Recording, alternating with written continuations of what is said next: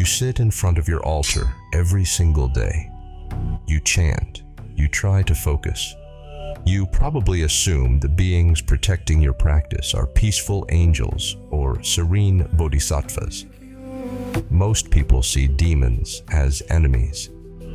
In the Lotus Sutra, they are your fiercest guardians. We must dismantle the comfortable myths you hold about Buddhist cosmology. The reality is far darker and much more powerful. You do not receive guard from passive clouds of good energy. Entities born from terror and violence watch over you. These are the 10 demon daughters.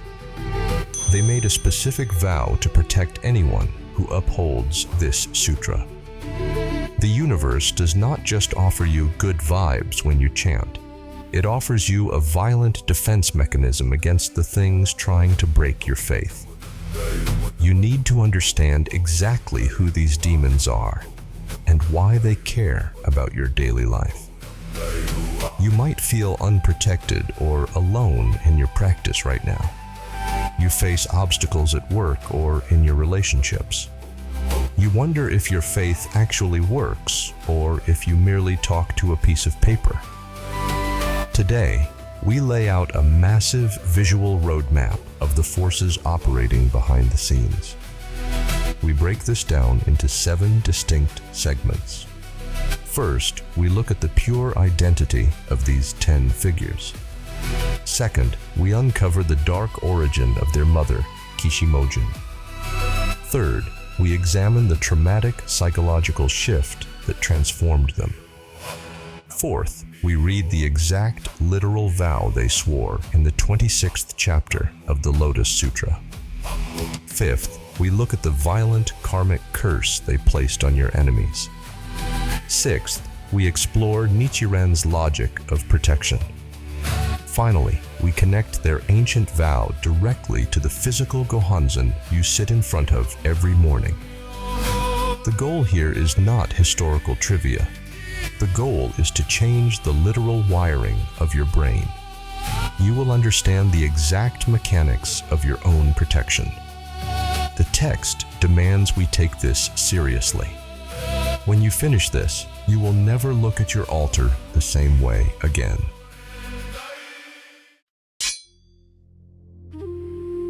Why would demons vow to protect a practitioner? You cannot grasp the answer without looking at the tension of their identity. The Jurasetsu-nyo are 10 female demons who appear in the assembly of the Lotus Sutra. In Sanskrit, they are called Rakshasi. They are the daughters of a female demon named Kishimojin. We know her famously as the mother of demon children. You need to pause and think about what a yaksha or a rakshasi actually represents in this ancient context. They are not misunderstood outcasts. They are the embodiment of pure predatory hunger. The 10 daughters are individually named in the Buddhist scriptures. Their names carry the weight of their nature. You have Kokushi, which translates to crooked teeth. You have Muenzoku, which means insatiable. You have the 10th daughter, Datsu Isaishujo Shoke, which literally means robber of the vital spirit of all living beings. These are nightmare figures. They represent the chaotic and destructive forces of the natural world and the human psyche. They keep human beings awake at night. Yet, these specific 10 demons hold a profound and dynamic position within the cosmology of the Lotus Sutra and the theology of Nichiren Buddhism. Their very presence in a sacred text creates severe cognitive dissonance. We expect holy figures to be pure from the start. The Lotus Sutra forces you to look at the darkest corners of existence. It tells you that even insatiable robbers of vital spirit have a role to play in your enlightenment. You have to understand the mother to understand the daughters. Kishimojin was originally a terrifying yaksha demon who resided in Rajagriha, India. The Kishimo Sutra and the Binaya Zoji outline a history of sheer horror. Kishimojin had 500 children. Some traditions cite 1,000 or even 10,000 children. The mechanism of her terror was brutally simple. She had to sustain her massive family. She achieved this through killing the babies of the human populace and feeding them to her own children. Consider the psychological weight of this reality for the citizens of Rajagriha. You live in constant fear that a demon will steal your child in the night. The grief and terror of the human populace reached a breaking point. The citizens begged Shakyamuni Buddha for salvation. They did not ask for a philosophical debate. They asked for survival. This sets up the ultimate tension. How does an enlightened being handle a mass murderer? The Buddha did not destroy her with lightning or banish her to a hell realm. He chose profound psychological warfare. He hid Kishimojin's youngest and most beloved son, Binkara. He forced the mother of demons to experience the exact same void she had carved into the human world.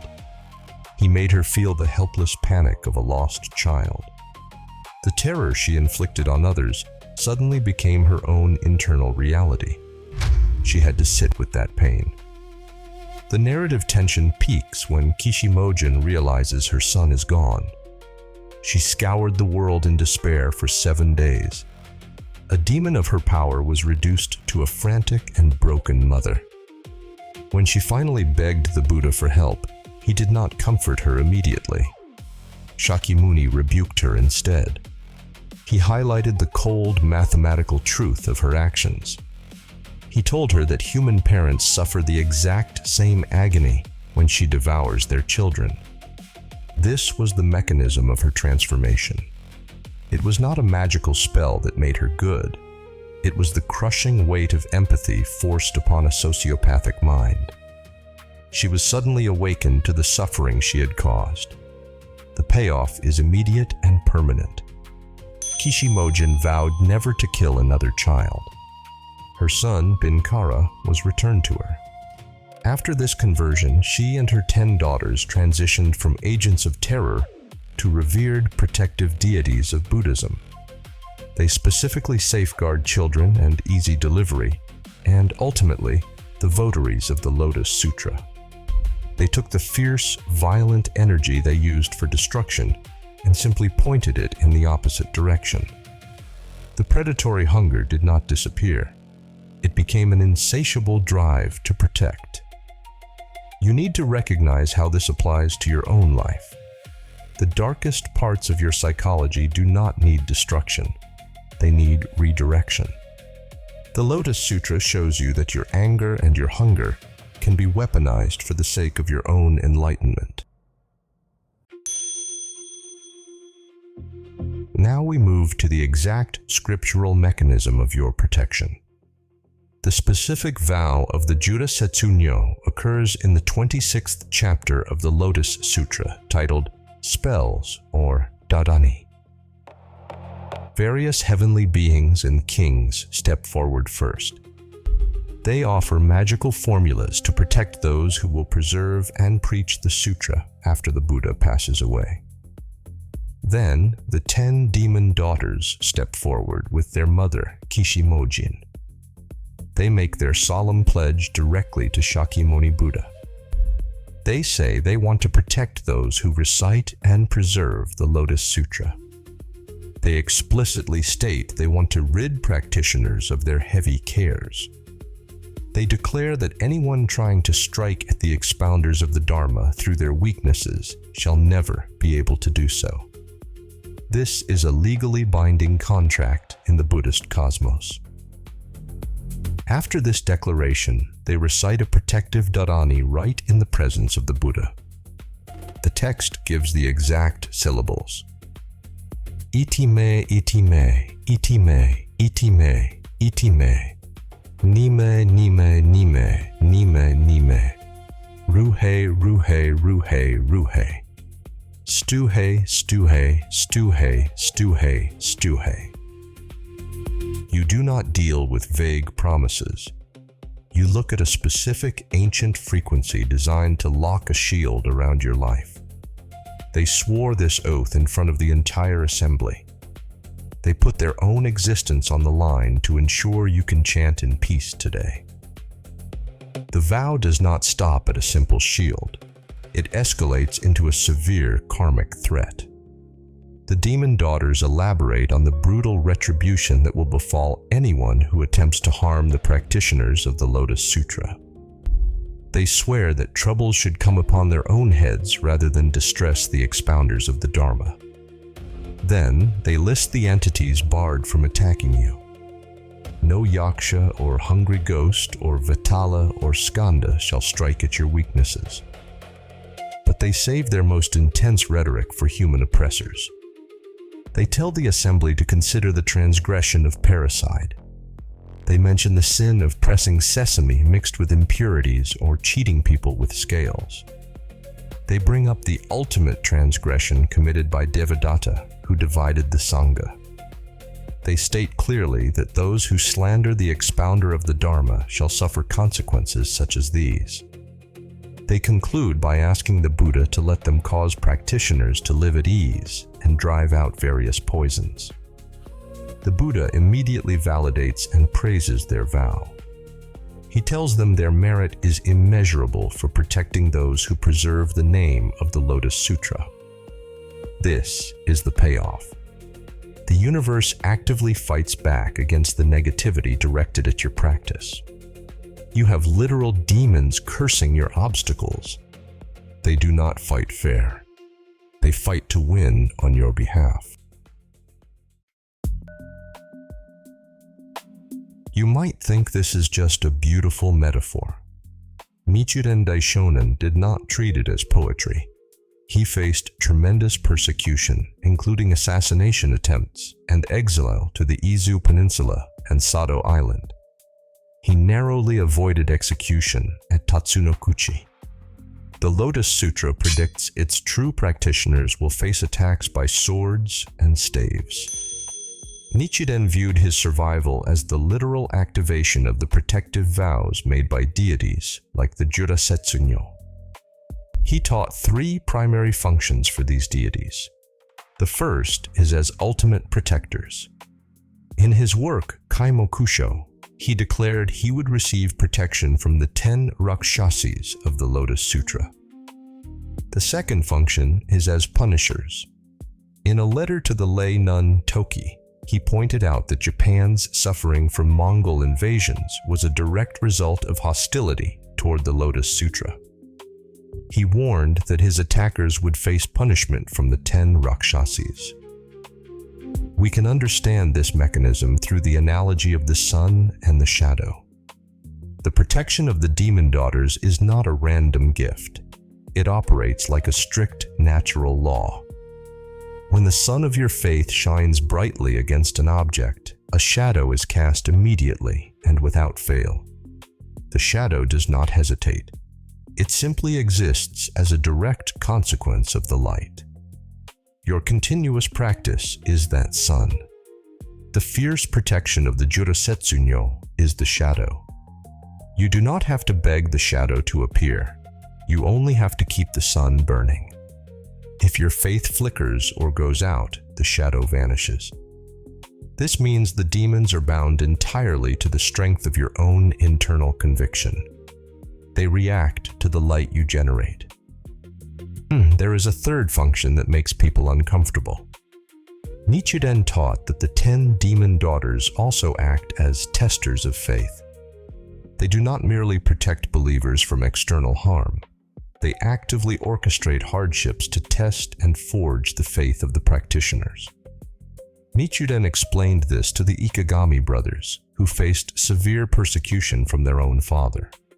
He counseled them that the 10 Rakshasis may have entered the bodies of their parents to chastise them and test their faith. He warned them they would regret it if their faith was shallow. But he promised that if they endured this test, they would become Buddhas in their next lives. This reframes every obstacle you face. Your hard times are not proof that your practice is failing. They are proof that the machinery of the universe is actively engaged in testing your limits. This entire system culminates on your altar. The Jurasetsu-nyo are a physical and central presence in the daily practice of Nichiren Buddhism. Nichiren inscribed the Gohonzon as a visual representation of the ceremony in the air. The characters for Jurasetsu-nyo and Kishimojin are clearly inscribed in the lower section of the mandala. The Gohonzon graphically represents the mutual possession of the 10 worlds. Kishimojin and her daughters specifically represent the world of hunger. Nichiren visually demonstrated that beings from the lower realms possess the Buddha nature through this inscription. When you chant in front of the Gohonzon, you are not sitting alone in a quiet room. You call forth the vast life of the Buddha from within yourself. You simultaneously activate the protective functions of all the deities inscribed upon it. You enter the mandala. The predatory hunger of these demons transforms into an insatiable desire to protect you. We covered the brutal truth of their identity. We walked through their Chapter 26 vow. We decoded the absolute logic of how they test and defend you today. You have a massive, invisible framework supporting your life. The next step is critical. You must understand the exact physical mechanics of how to engage this mandala properly. Click the video on your screen to learn the definitive structure of a powerful daily altar practice. Do not leave your protection to chance.